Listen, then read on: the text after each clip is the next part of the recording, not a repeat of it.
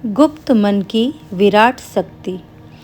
एक व्यक्ति था जो अपनी पत्नी द्वारा महामूर्ख कहा गया, बुरी तरह तिरस्कृत और लांछित हुआ। बात उसके गुप्त मन में लग गई। उसे बड़ा बुरा लगा। उसने पत्नी को छोड़ा और बड़ी आयु में विद्या अध्ययन में लग गया। दीर्घ काल के अभ्यास और अटल संकल्प के बल से वह संस्कृत का महाकवि कालिदास बना।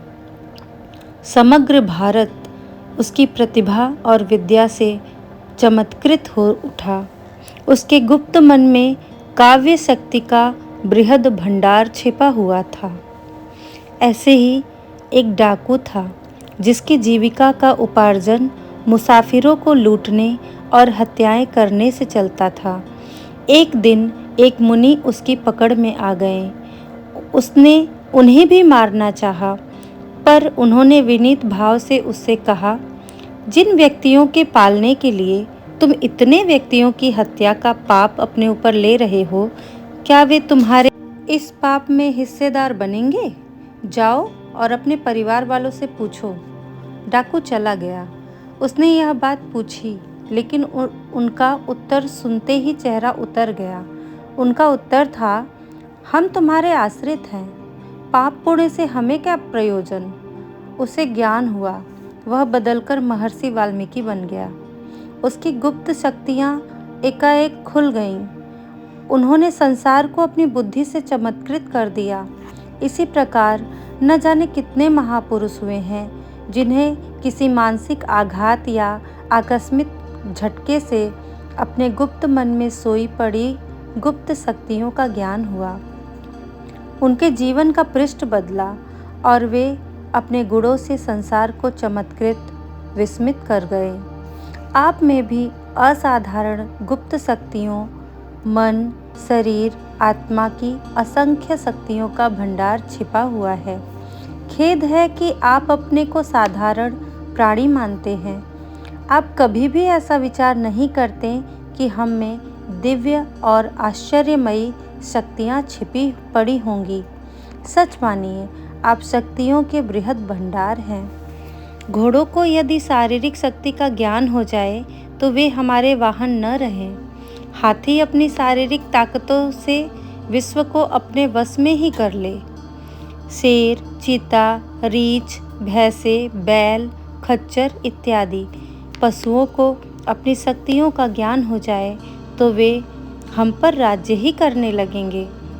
ये पशु हमारे लिए इतनी तेजी से बड़े बड़े बोझ ढोते हैं, भारी काम करते हैं जो मनुष्य नहीं कर सकता। यदि वे सब अपनी शक्तियों को मनुष्य के विरुद्ध लगाएं तो कदाचित ये हमें अपना वाहन बना सकते हैं, हमारे ऊपर सवारी कर सकते हैं। जिस प्रकार ऐसे उपयोगी प्राणियों को अपनी शक्ति का ज्ञान नहीं है, ऐसे आपको भी अपनी शक्तियों का पता नहीं है। हम अशक्त हो अंधेरे में भटक रहे हैं। हम रास्ता ढूंढ रहे हैं और पंगु बने हुए हैं। यदि हमें अपने शक्तियों का ज्ञान हो जाए तो हमें दुख, भय, चिंता, आपत्ति, शोक, द्वेष आदि का बिल्कुल भी भान न हो। ये दुष्ट मनोविकार हमारा कभी भी कुछ भी बिगाड़ न सके।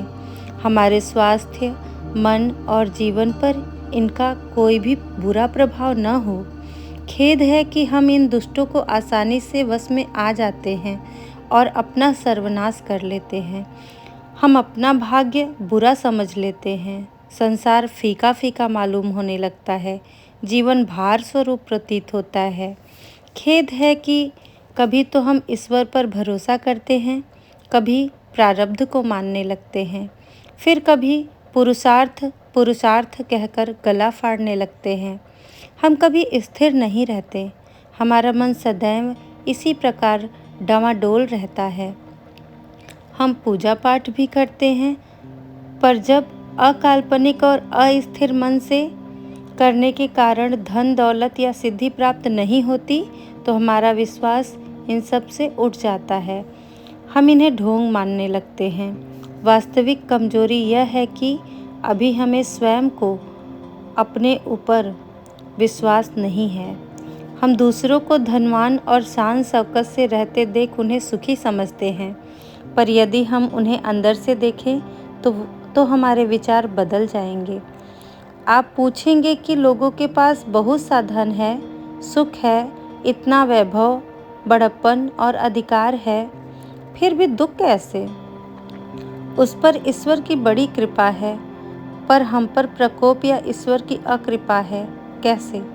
हमारे पास ऐश्वर्य के साधन नहीं हैं और हम उनके बिना दुखी हैं, और उनके पास सब साधन हैं इसलिए वे सुखी हैं। यह आपका केवल भ्रम है। ईश्वर का इसमें कोई पक्षपात नहीं।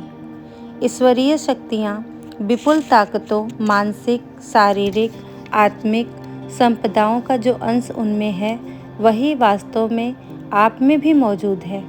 यह याद रखिए कि सतत परिश्रम और एक लक्ष्य सिद्धि से ही भाग्य बनता है। जनता की सतत इच्छा साधना से देश उठता है। इच्छा एक प्रबल शक्ति है जो अपना मार्ग खोज ही निकालती है। मूर्खों का प्रारब्ध एक बहाना मात्र है। वास्तव में प्रारब्ध या तकदीर कोई वस्तु नहीं है। जहाँ कार्य कारण का अटूट संबंध है, वहाँ प्रारब्ध और तकदीर मानना मूर्खता के अतिरिक्त क्या है?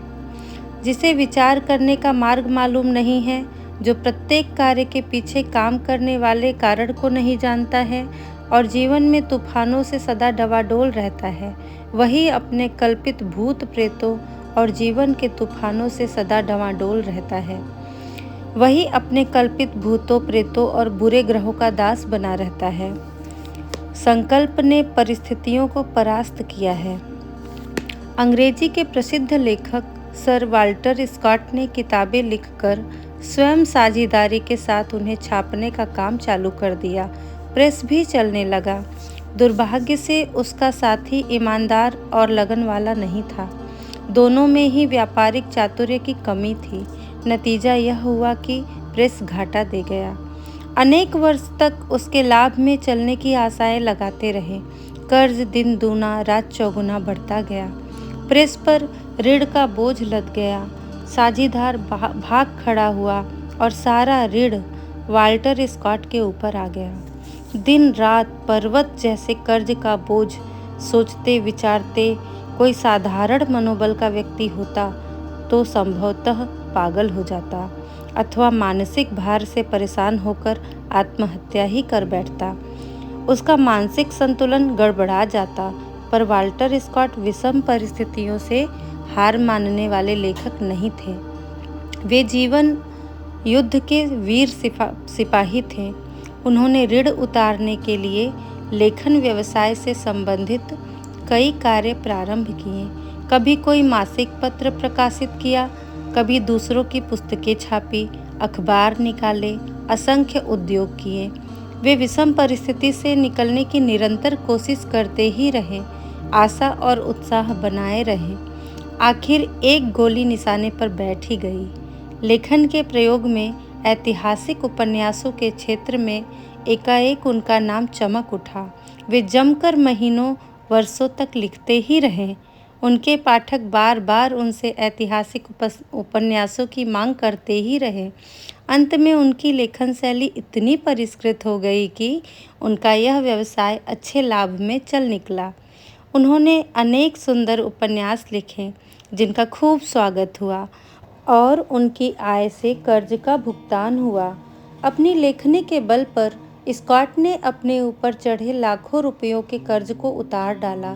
यही नहीं, और भी असीमित धन उपार्जित किया। सदा के लिए उनकी गरीबी गई और स्थायी यश समृद्धि की प्राप्ति हुई। ऐतिहासिक उपन्यास के क्षेत्र में वे अमर हो गए। वाल्टर स्कॉट की सफलता का रहस्य क्या था? कभी भी विकट परिस्थिति से हार न माने, बल्कि जितनी भी कठिन परिस्थिति हो उतना ही अधिक धैर्य और उत्साह अंदर प्रकट करो। तरह तरह की कोशिशें करो, कई कई जगह काम करो। कहीं न कहीं से तो सफलता प्राप्त हो ही जाएगी। संकल्प की मजबूती, धैर्य और साहस से आदमी जीतता है। उन्होंने कभी भी असफलता में हार नहीं मानी और निराशा को पास नहीं फटकने दिया। जिसके पास कभी भी जीतने की आशा है, काम में उत्साह है और मन में धैर्य है, उसका संकल्प एक न एक दिन निसंदेह सफल होकर रहता है। धन्यवाद। नमस्कार।